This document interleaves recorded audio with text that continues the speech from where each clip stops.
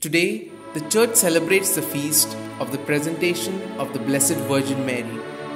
According to the Protovangelium of St. James, a 2nd century work, and the Gospel of Pseudo-Matthew, neither of which is included in the Bible, Saints Joachim and Anna, in fulfillment of their vow, brought their 3-year-old daughter, Mary, from Nazareth to the temple in Jerusalem, there to be educated by the holy women and together with the other young virgins consecrated to God's service. As for the date of this feast, it is derived from the dedication of a church to Our Lady in Jerusalem on this day in the year 543. Though unhistorical, this feast serves an important theological purpose.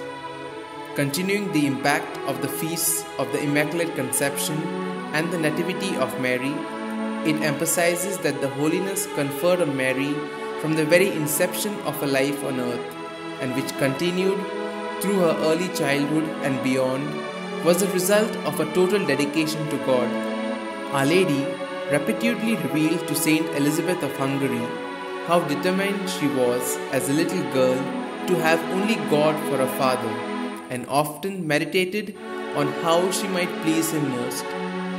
She ardently desired an increase in grace and virtue so that she might merit servanthood, to be a happy virgin who was before long to become the mother of the long-awaited Messiah.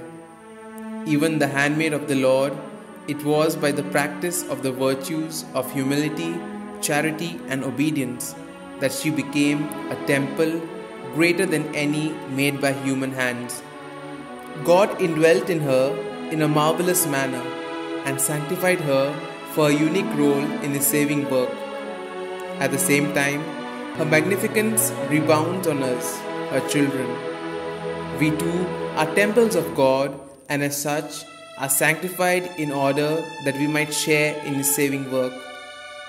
Saint Alphonsus urges us to imitate Mary by becoming detached from all earthly things, so as to present ourselves today to Mary without reserve.